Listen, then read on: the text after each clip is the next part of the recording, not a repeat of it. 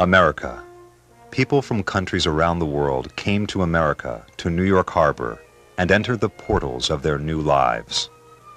In 1884, Nikola Tesla, son of a Serbian Orthodox minister, stood on the deck of a ship and smiled with satisfaction. Here in this country, in this very city, he would one day change the face of the globe.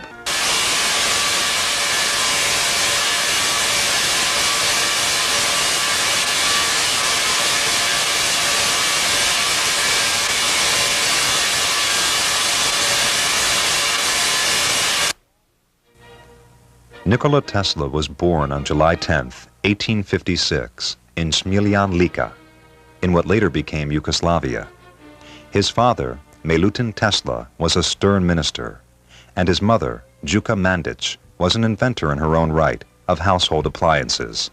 She was never photographed. His childhood dream was to come to America to harness the power of Niagara Falls.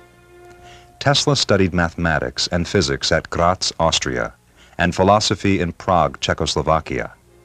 He began his career as an electrical engineer with a telephone company in Budapest in 1881.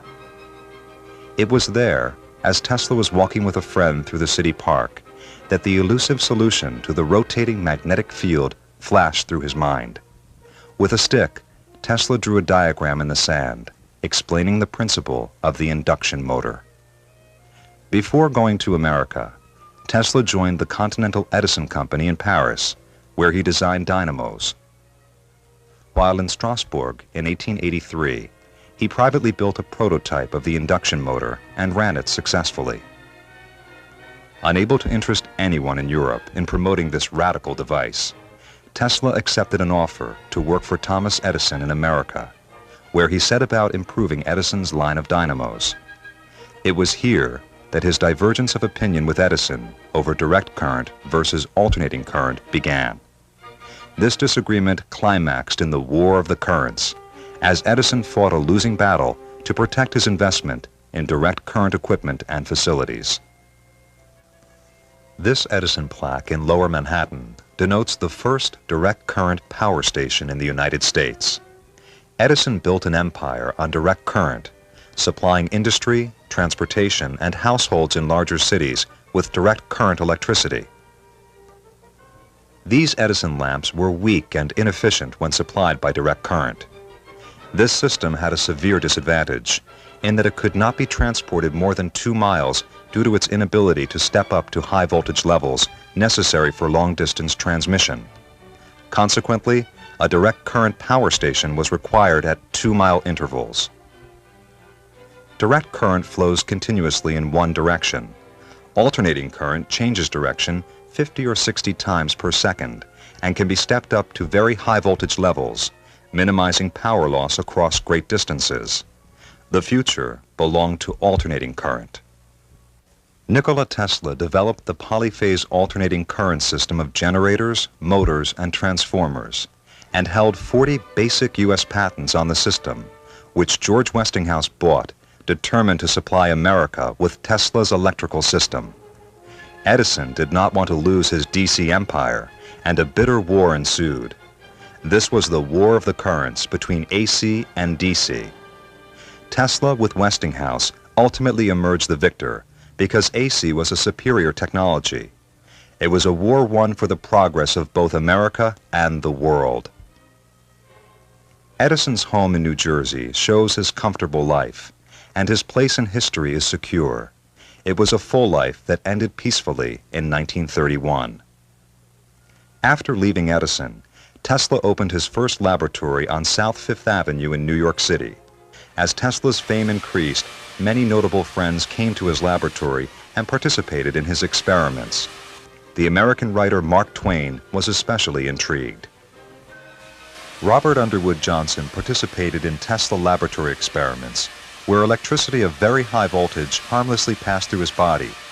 He said, "I was myself at that time the medium of the passage of an electric current of 1,000,000 volts of the Tesla system of high frequency, whereas I believe 2,500 volts of the ordinary current is sufficient to kill. Very high voltage of electricity passes superficially through the skin, bypassing vital organs like the heart and the brain, and is therefore harmless.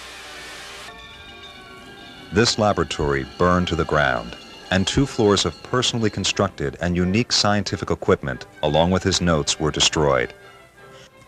The New York Times of March 14, 1895, interviewed Tesla just after the fire and reported the distinguished inventor's heavy losses, which, while financial, also delayed development of his new inventions.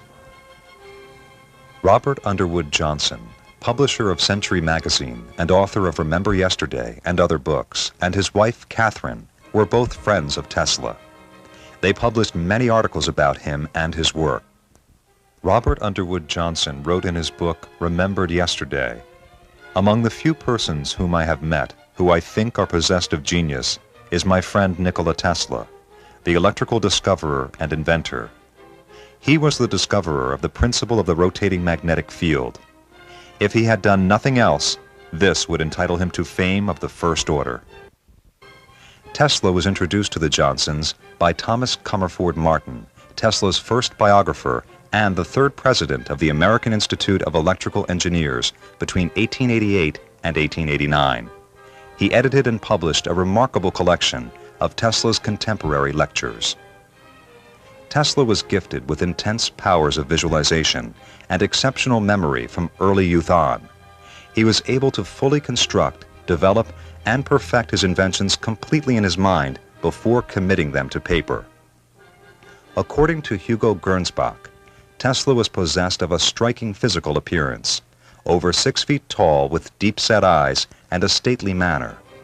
His impressions of Tesla were of a man endowed with remarkable physical and mental freshness, ready to surprise the world with more and more inventions as he grew older. A lifelong bachelor, he led a somewhat isolated existence, devoting his full energies to science.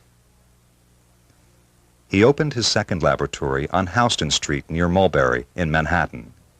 It was capitalized with $500,000 with the help of John Jacob Astor and J.P. Morgan. Here he could work night and day to improve dynamos.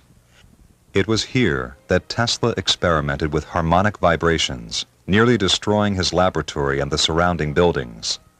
Many pieces of equipment from this lab survive to this day in the Tesla Museum in Belgrade. In October of 1887, Tesla began applying to the United States Patent Office for a comprehensive system of motors, generators, and transformers of electrical power. Tesla introduced his motors and electrical systems in a classic paper titled A New System of Alternating Current, Motors and Transformers, which he delivered before the American Institute of Electrical Engineers in 1888. One of the people most impressed with this lecture was the industrialist and inventor George Westinghouse. This concept of a nationwide electric power system was just what Westinghouse was waiting for. Tesla and Westinghouse would make a perfect partnership. Within 2 months of Tesla's lecture, George Westinghouse had acquired the rights to the patents and to Tesla's personal services to help develop the patents into commercial equipment. Westinghouse became dedicated to promoting the polyphase alternating current system and felt that his best chance to introduce it to the public at large would be at the 1893 World's Columbian Exposition in Chicago. The Columbian Exposition was the World's Fair commemorating 400 years since Christopher Columbus set foot in the New World.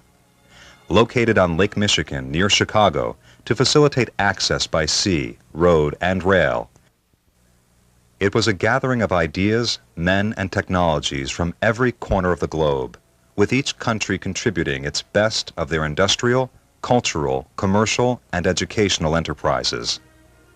The Renaissance style of the exposition buildings were unsurpassed in their architectural beauty. Ever the ingenious promoter, Westinghouse outbid Edison for the contract to power the exposition's lighting and electrical systems. Over 200,000 electric light bulbs were illuminated by Tesla's polyphase alternating current system. The Westinghouse display was an historic collection of machines and exhibits, all using the Tesla Westinghouse alternating current. It was a spectacular display of lights and energy which illuminated the exposition. Tesla's childhood dream was fulfilled with the harnessing of the power of Niagara Falls. In October 1893, a contract was signed with the Westinghouse Company to build the first 2 Niagara generators on Tesla's polyphase system. In April 1895, the first generators began turning. The plant became the electrical wonder of the world. The nameplate on one of the earliest generators at Niagara Falls lists 9 of Tesla's patents. In 1896, a 26-mile high-tension transmission line carried electricity to operate streetlights and industrial machinery in Buffalo, New York. This large bronze statue of Tesla was Yugoslavia's bicentennial gift to the United States in 1976. Members of the Tesla Memorial Society rededicate it each year. The archives of the Nikola Tesla Museum in Belgrade holds over 150,000 documents relevant to Tesla's life and work, some of which are yet to be published. I am the director of the museum for the last decade, and the museum, as you know, is now over 35 years old.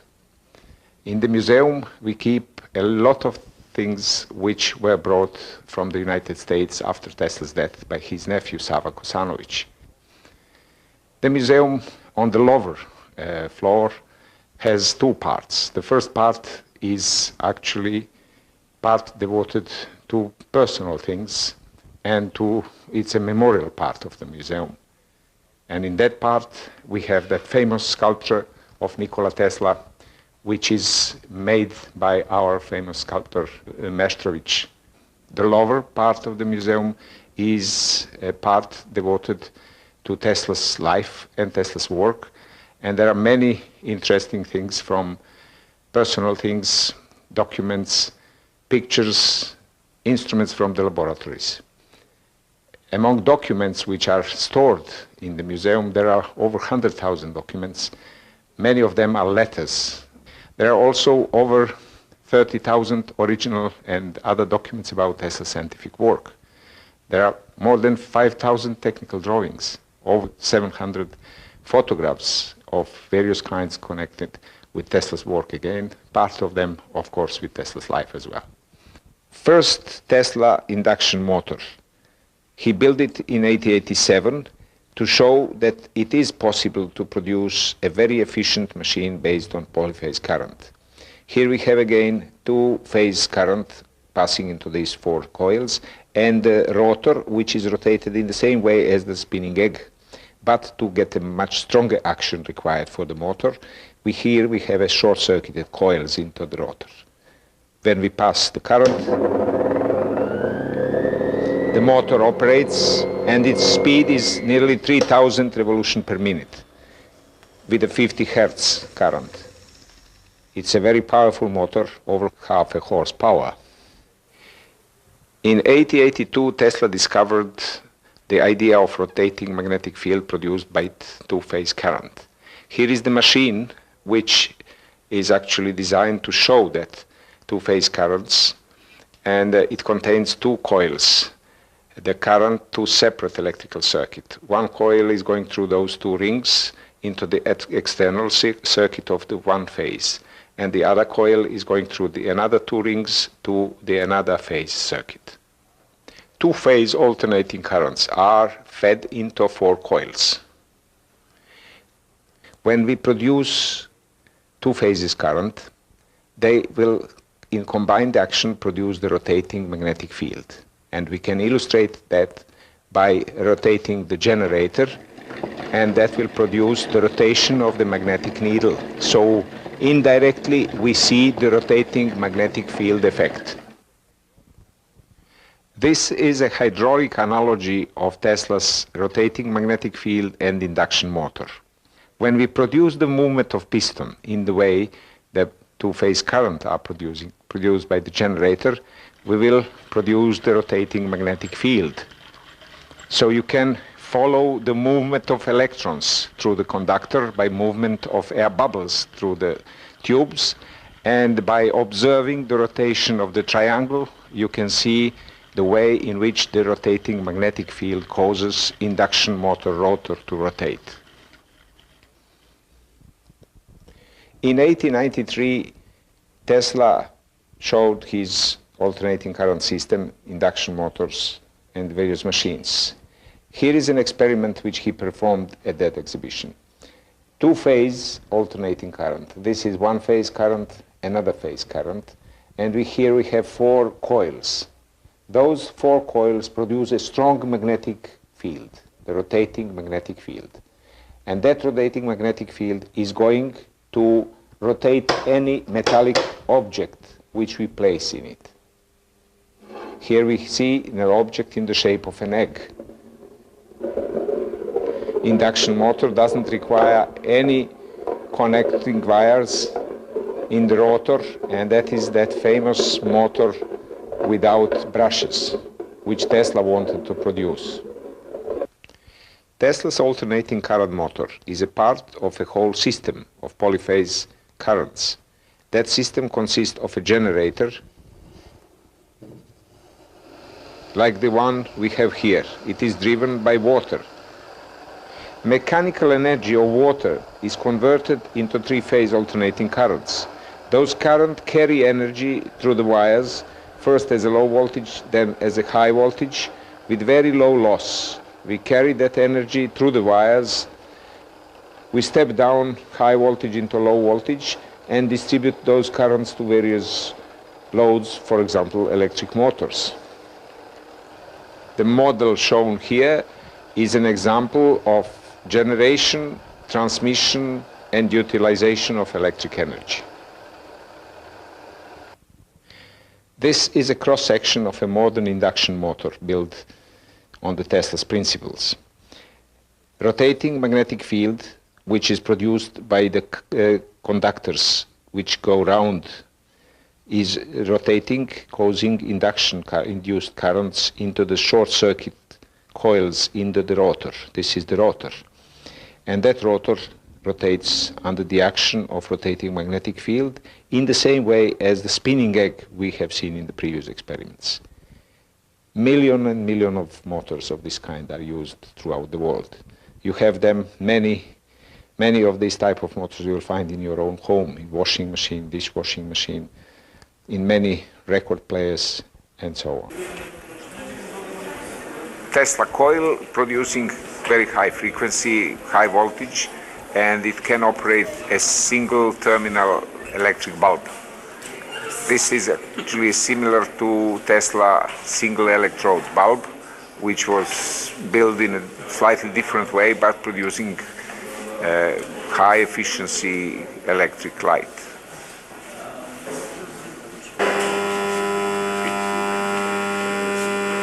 The experiment we see now shows the effect of induction current, which can raise the piece of aluminium which we can see above the magnetic poles. Alternating current is passing through the coil and produce induced current in the aluminium piece, and that induced current are producing opposing magnetic fields so that they try to repel each other, but then there is a gravitation, so there is a balance between gravitational force and the repelling force of the magnetic field, and it is a levitation experiment. Now this kind of experiment is used in practical single rail trains, in which case we raise the train, lower the friction, and then using a linear Tesla induction motor we can run the train along the single rail.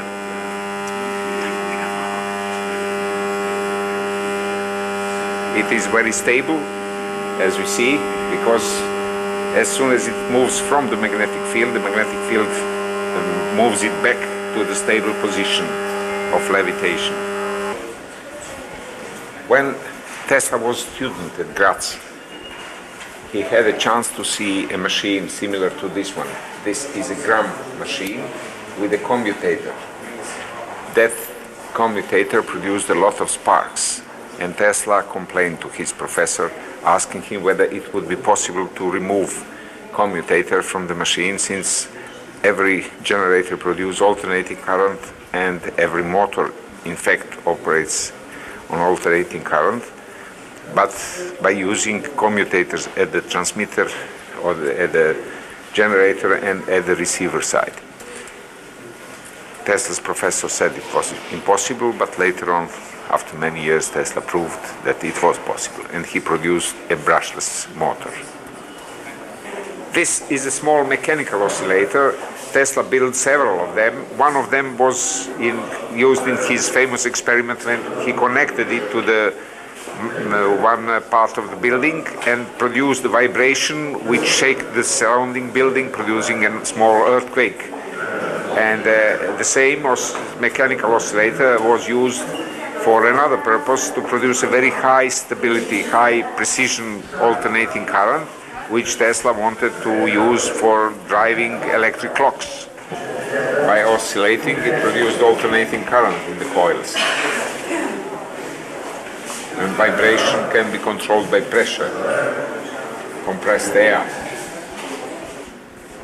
After about 1910, Tesla worked very hard in some mechanical designs, and among them there are some speedometers, and this is one built by a firm Volcom, and it was used in Cadillac cars.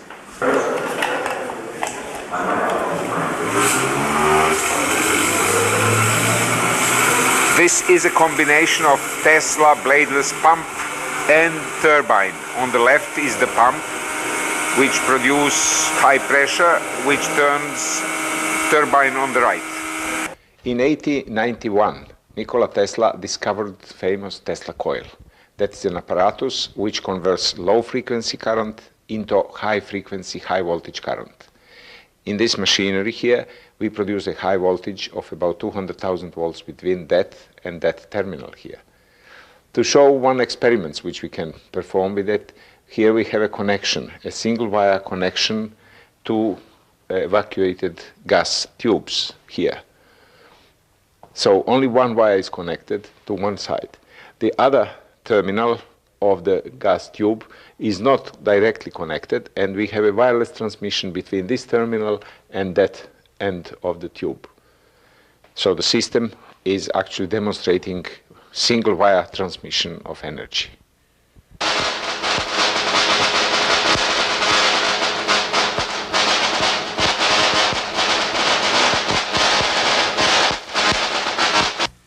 Today, the Tesla coil is used in every television and radio produced, plus many other applications. Here, Nikola Tesla is holding a bulb illuminated without wires by an electromagnetic field. This is an example of the wireless transmission of electricity. Nikola Tesla built several huge Tesla coils. The largest one he built in Colorado Springs. That Tesla coil, as we know, contains primary and the secondary. Primary of Tesla's Colorado Springs coil was 15 meters in diameter, therefore about 15 times this diameter. Secondary coil is this one with many turns, and we produce a very high voltage at the top ring, that's the last turn, and the high voltage appears between this disc and the ball, which you can see on the top. 500,000 volt is the breakdown voltage in between those two sections.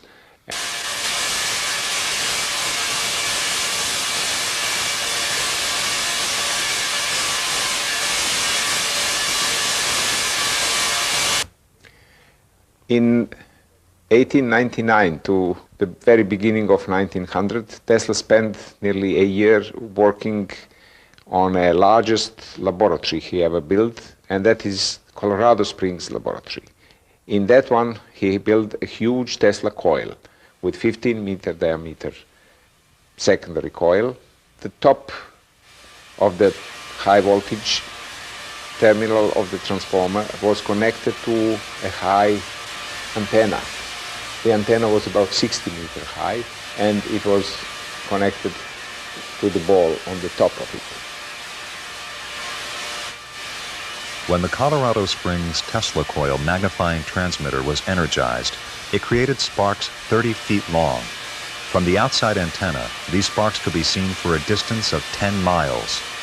From this laboratory, Tesla generated and sent out wireless waves which mediated electrical energy without wires for many miles. The old Waldorf Astoria was the residence of Nikola Tesla for many years. He lived there when he was at the height of his financial and intellectual power. Tesla organized elaborate dinners, inviting famous people who later were invited to his laboratory for spectacular electrical experiments. Nikola Tesla, financially supported by J.P. Morgan, built the Wardenclyffe Laboratory and its famous transmitting tower in Shoreham, Long Island, between 1901 and 1905. This huge landmark was 187 feet high, capped by a 68-foot copper dome which housed the magnifying transmitter. It was planned to be the first broadcast system, transmitting both signals and power without wires to any point on the globe. The huge magnifying transmitter, discharging high-frequency electricity, would turn the Earth into a gigantic dynamo which would project its electricity in unlimited amounts anywhere in the world. Tesla's concept of wireless electricity was to be used to power ocean liners, destroy warships, run industry and transportation, and send communications instantaneously all over the globe. To stimulate the public's imagination, Tesla suggested that this wireless power could even be used for interplanetary communication. If Tesla was confident to reach Mars, how much less difficult to reach Paris? Many newspapers and periodicals interviewed Tesla and described his new system for supplying wireless power to run all of the Earth's industry. This is the interior of Tesla's laboratory, showing a large number of machines supplied by the Westinghouse Company. Because of a dispute between Morgan and Tesla as to the final use of the tower, Morgan withdrew his funds. The financier's classic comment was, "If anyone can draw on the power, where do we put the meter?" The erected but incomplete tower was demolished in 1917 for wartime security reasons. The site where the Wardenclyffe Tower had stood still exists, with its 100-foot deep foundation still intact. Tesla's laboratory, designed by Stanford White in 1901, is today still in good condition and is graced with a bicentennial plaque. The Tesla Memorial Society is asking that the Wardenclyffe Tower site with the laboratory be proclaimed a national monument. We will never know what might have been if the Wardenclyffe wireless system became operational. Nikola Tesla patented the basic system of radio in 1896. His published schematic diagrams described all of the basic elements of the radio transmitter, which was later used by Marconi. In 1896, Tesla constructed this instrument to receive radio waves. He experimented with this device and transmitted radio waves from his laboratory on South Fifth Avenue to the Gerlach Hotel at 27th Street in Manhattan. The device had a magnet which gave off intense magnetic fields up to 20,000 lines per centimeter. This radio device clearly establishes his priority in the discovery of radio. This shipboard quench spark transmitter, produced by the Lowenstein Radio Company and licensed under Nikola Tesla Company patents, was installed on U.S. naval vessels prior to World War I. In December 1901, Marconi established wireless communication between Britain and the United States, earning him the Nobel Prize in 1909. But much of Marconi's work was not original. In 1864, James Maxwell theorized electromagnetic waves. In 1887, Heinrich Hertz proved Maxwell's theories. Later, Sir Oliver Lodge extended the Hertz prototype system. The Branly coherer increased the distances messages could be transmitted. The coherer was perfected by Marconi. However, the heart of radio transmission is based on 4 tuned circuits for transmitting and receiving. It is Tesla's original concept demonstrated in his famous lecture at the Franklin Institute in Philadelphia in 1893. The 4 circuits, used in 2 pairs, are still a fundamental part of all radio and television equipment. The United States Supreme Court in 1943 held Marconi's most important patents invalid, recognizing Tesla's more significant contribution as the inventor of radio technology. This is the photo of Tesla in the Smithsonian Institution. The photograph of the Wardenclyffe Tower commemorates his work with radio waves in the 1890s. This is the interior of the Department of Electricity at the Smithsonian, with Tesla's achievement of the first hydroelectric power plant at Niagara Falls. The Edison bust is featured prominently in this exhibition. Tesla is also the father of robotics. His initial demonstration was at Madison Square Garden in September 1888, where he displayed an iron-hulled boat that was operated by wireless remote control. These patents evolved into the technology behind guided missiles. In 1895, Tesla constructed a special boat which could be remotely controlled through the antenna.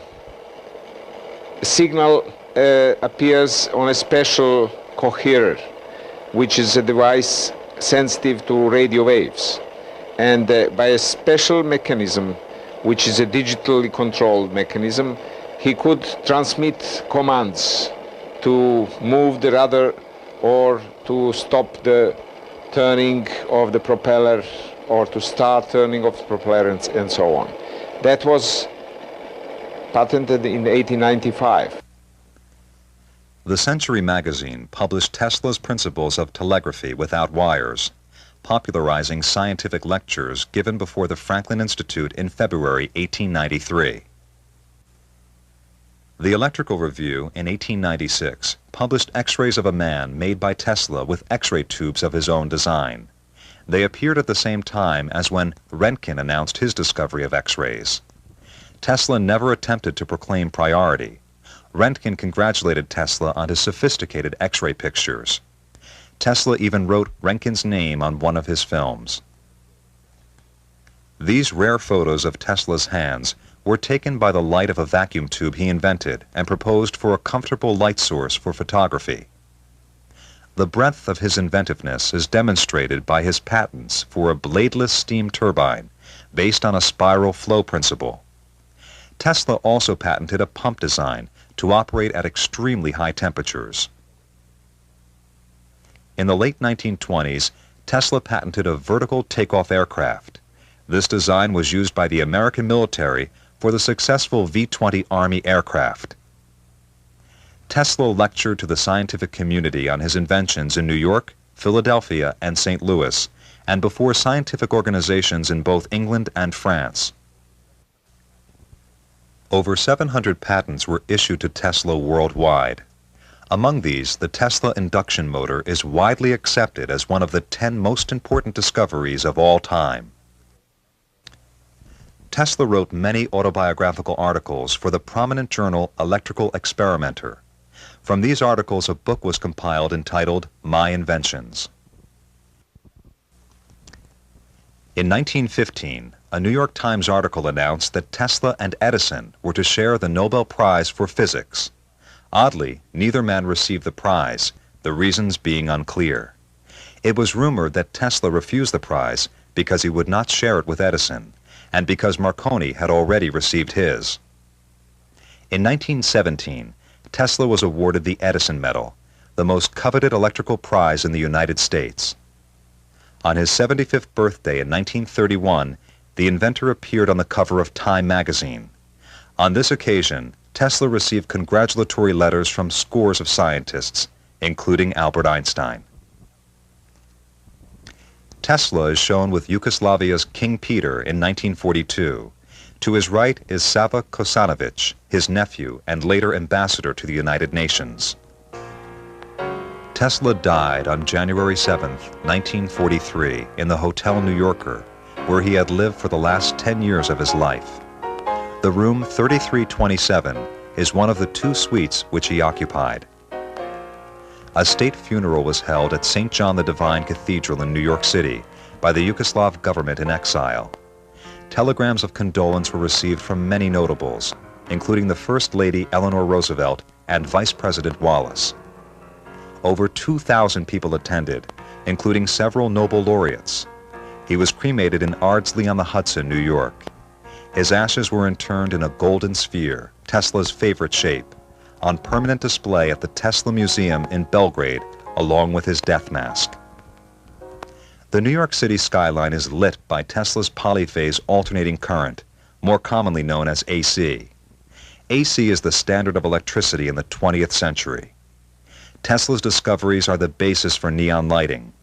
Times Square and Broadway's neon display pay tribute to the grandeur of his invention. A photo of the inventor is on permanent display in the Statue of Liberty Museum.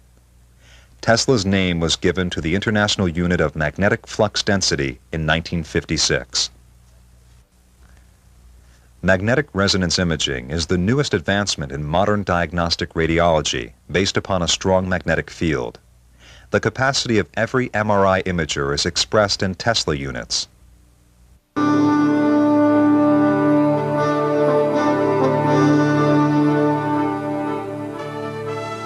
Siemens Magnetome SP, the innovation leader in MR. The powerful 1 and 1.5 Tesla Magnetome SP, ready for tomorrow with the most advanced features available today. In 1975, he was inducted into the Inventors Hall of Fame. The United States Postal Service honored him and 3 other inventors with a commemorative stamp in 1983. An engraving of the Tesla statue adorns the Yugoslav 500 dinar note.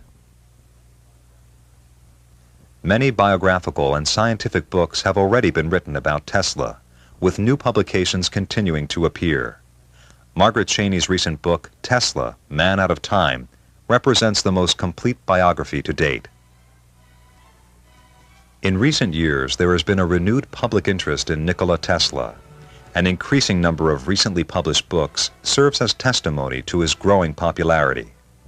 The Encyclopedia Britannica lists Nikola Tesla as one of the 10 most interesting historical figures of all time. Several biographical movies on Tesla have been made, and several new ones are in preparation and production. The Nikola Tesla Award is one of the most distinguished honors presented by the Institute of Electrical and Electronics Engineers. The award has been given annually since 1976. A film about Nikola Tesla and this award. Would you like to say just a few words about Nikola Tesla Award? Well, it is one of the most important awards in the Power Engineering Society, and of necessity, I think it denotes the enormous contribution that Nikola Tesla has made to our field. He started really the electrification of the world. A growing number of governors in various states in the United States proclaimed July 10th, Tesla's birthday, an official day.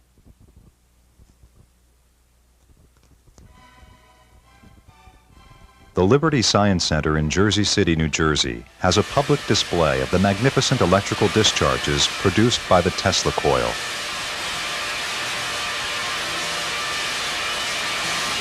The Nikola Tesla corner sign, located at the intersection of 40th Street and 6th Avenue in Manhattan, is a constant reminder to all New Yorkers of the greatness of this genius.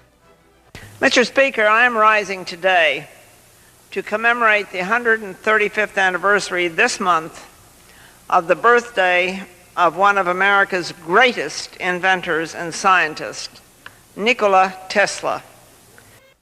In his speech presenting Tesla with the Edison Medal, Mr. Behrend, Vice President of the Institute of Electrical Engineers, eloquently expressed the following thoughts. Were we to seize and eliminate from our industrial world the results of Mr. Tesla's work, the wheels of industry would cease to turn. Our electric cars and trains would stop. Our towns would be dark. Our mills would be dead and idle. His name marks an epoch in the advance of electrical science. Mr. Behrend ended his speech with a paraphrase of Pope's lines on Newton. Nature and nature's laws lay hid in night. God said, "Let Tesla be," and all was light.